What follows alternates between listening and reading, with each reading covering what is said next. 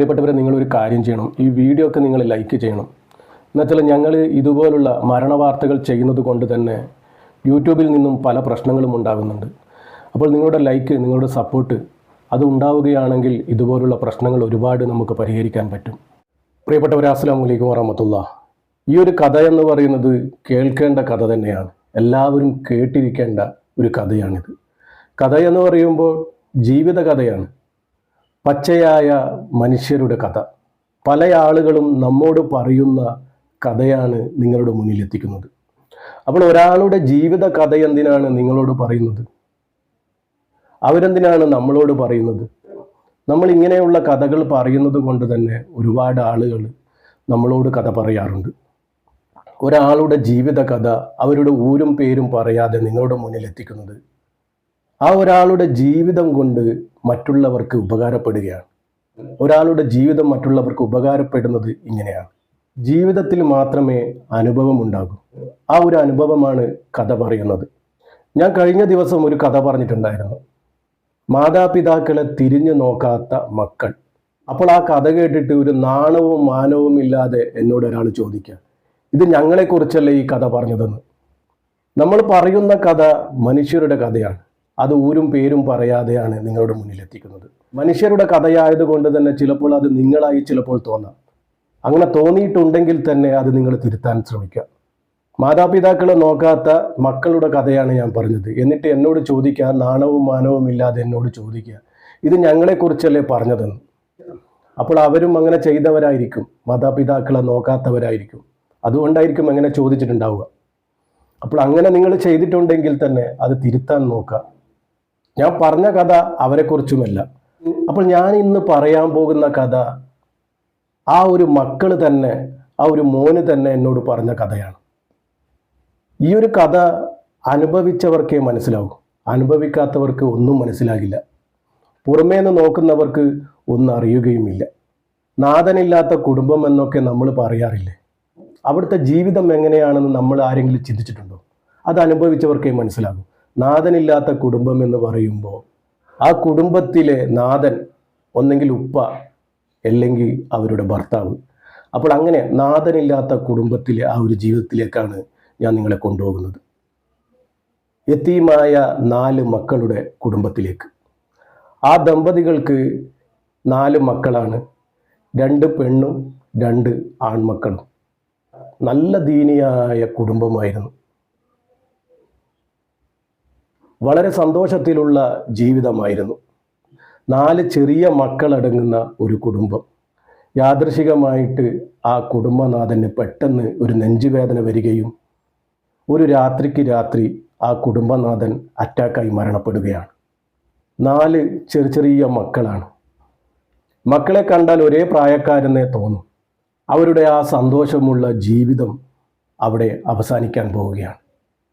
നമ്മൾ പറയും യതീമായ മക്കളാണെന്ന്. പക്ഷെ നമ്മൾ അവരുടെ ജീവിതം എങ്ങനെയാണെന്ന് എപ്പോഴെങ്കിലും ചിന്തിച്ചിട്ടുണ്ടോ? അവരെങ്ങനെയാണ് ജീവിച്ചു പോകുന്നത്?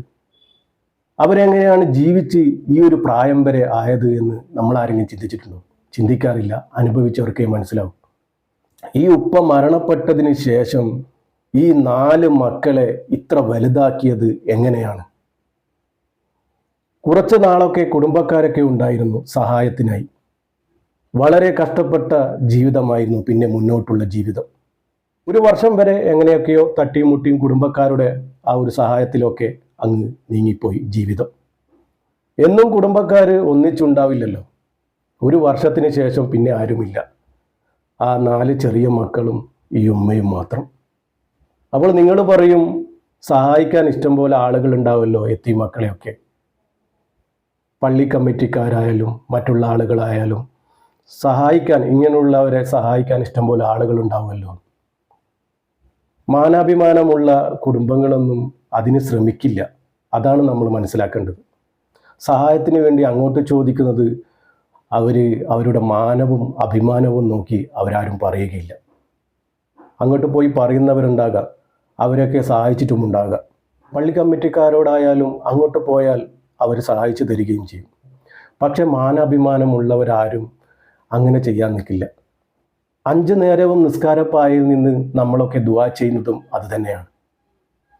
പടച്ച റബ്ബേ, ആരുടെ മുന്നിലും ജീവിതത്തിന് വേണ്ടി കൈനീട്ടാനുള്ള അവസ്ഥ ഉണ്ടാക്കല്ലേ റബ്ബേ. അപ്പോൾ നമ്മൾ അങ്ങനെയുള്ളവരുടെ അടുത്തേക്ക് പോകണം. അങ്ങനെയുള്ളവരെ നോക്കിക്കണ്ട് അവരുടെ അടുത്തേക്ക് ചെന്ന് നമ്മൾ സഹായിക്കണം. ആ ഒരു സഹായത്തിനാണ് പടച്ച റബ്ബിൻ്റെ പ്രതിഫലവും കിട്ടുക. ആവശ്യക്കാർ ഇങ്ങോട്ട് വന്ന് വാങ്ങിക്കുന്നതിനേക്കാൾ നല്ലത് നമ്മൾ കണ്ടറിഞ്ഞ് അവരെ മനസ്സിലാക്കി അവർക്ക് അങ്ങോട്ട് കൊണ്ടു കൊടുക്കുന്നതാണ് ഏറ്റവും നല്ല കാര്യവും പടച്ച റബ്ബിൻ്റെ പ്രതിഫലവും ലഭിക്കുക. അപ്പോൾ ഇവർ മാനാഭിമാനം നോക്കുന്നത് കൊണ്ട് തന്നെ ആരോടും ഇവരുടെ വിഷമങ്ങൾ പറഞ്ഞില്ല. പുറമേ നോക്കുന്നവർക്കൊന്നും ഇവരെക്കുറിച്ച് യാതൊന്നും അറിയുന്നില്ല. ജീവിതത്തിന് വേണ്ടി ആരോടും കൈനീട്ടാതെ ഇവർ ജീവിക്കാൻ തുടങ്ങി. വളരെ കഷ്ടപ്പെട്ട്. അങ്ങോട്ടുള്ള ജീവിതം വളരെ കാഠിന്യം നിറഞ്ഞതായിരുന്നു. മക്കളുടെ പഠിപ്പ്, അവരുടെ ഭക്ഷണം, അവരുടെ ചിലവ്, ഈ ഉമ്മ മാത്രം. അങ്ങനെ മക്കളുടെ ജീവിതത്തിന് വേണ്ടി ഉമ്മ ജോലി ചെയ്യുകയാണ്. എന്തു ജോലി? അതും പുറത്തൊന്നും പോയിട്ടുള്ള ജോലിയൊന്നല്ല. പടച്ച റബ്ബ് മക്കളെ നോക്കാനായിട്ട് ആ ഉമ്മക്ക് ഒരു ജോലി കൊടുത്തു. നിങ്ങൾക്കൊക്കെ അറിയുണ്ടോ എന്നറിയില്ല, പണ്ട് കാലങ്ങളിലൊക്കെ നൂല് ചുറ്റാറുണ്ട്. ഈ തുണികളൊക്കെ ഉണ്ടാക്കുന്നില്ലേ, നൂല് ചുറ്റിക്കൊണ്ട് ആ റീലിലാക്കി അത് കൊണ്ടുപോയി കൊടുക്കുക. അങ്ങനെ അതിനു വേണ്ടി ആ ഉമ്മ ഒരു പഴയ ഒരു ചക്രം വാങ്ങി നൂല് ചുറ്റാൻ തുടങ്ങുകയാണ്. ഈ നൂല് വാങ്ങിക്കാൻ ഇവരുടെ മകൻ, ഇളയ മകൻ നൂല് വാങ്ങിക്കാൻ പോകും രാവിലെ. ആ നൂല് വാങ്ങിച്ചു കൊണ്ടുവന്ന് ഉമ്മ രാത്രിയോളം ഉറങ്ങാതെ ഇത് ചുറ്റിക്കൊണ്ടേയിരിക്കും. ചുറ്റി റീലിൽ ഫുള്ളാക്കി കഴിഞ്ഞാൽ രാവിലെ ഈ മകൻ കൊണ്ടുപോയി കൊടുക്കും.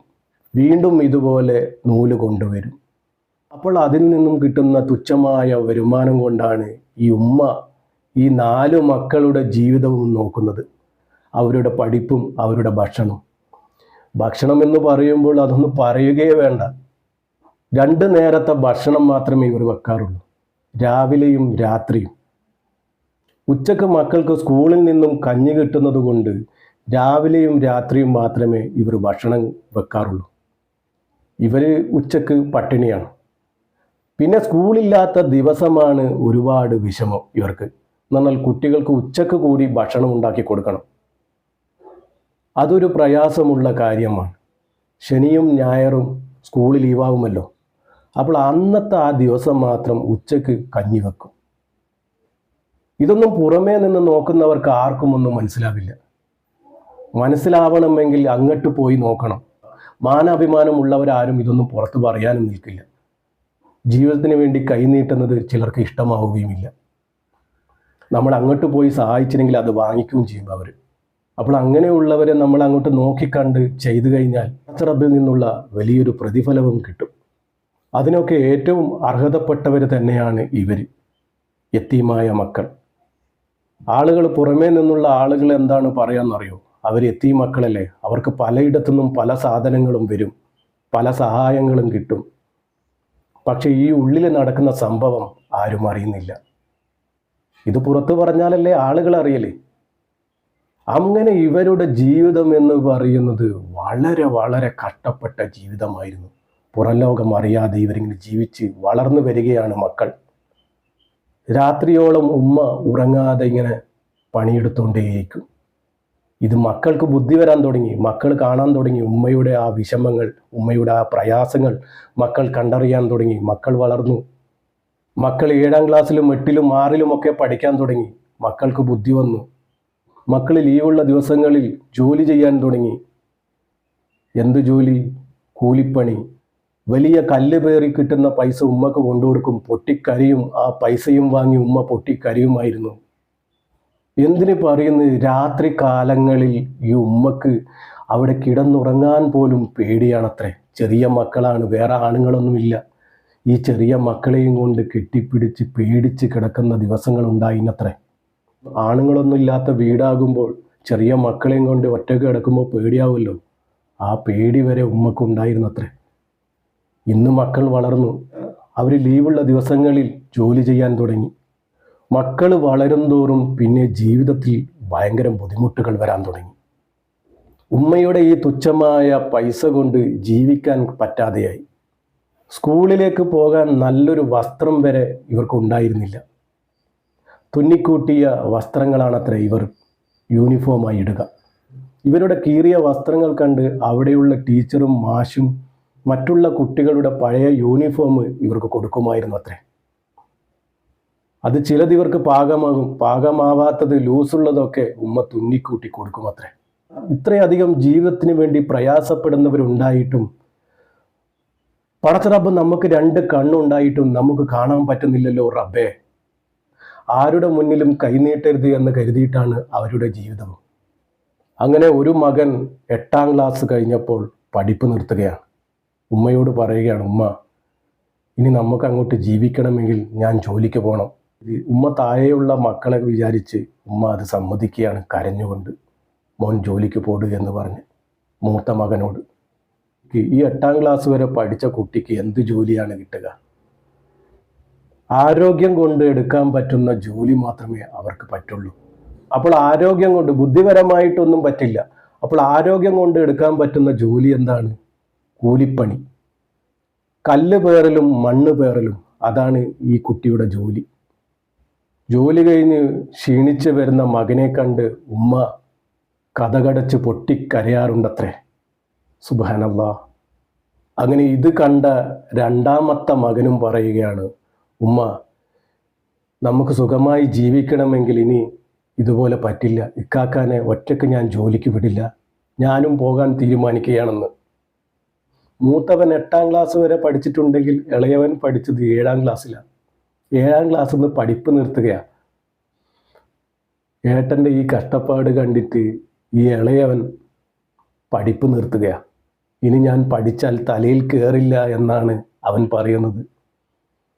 ഈ കഷ്ടപ്പാടുള്ള ജീവിതത്തിൽ പഠിപ്പൊന്നും തലയിൽ കയറുന്നില്ല, ഇനി പഠിച്ചിട്ട് കാര്യമില്ല എന്നാണ് ആ ചെറിയ മകൻ പറയുന്നത്.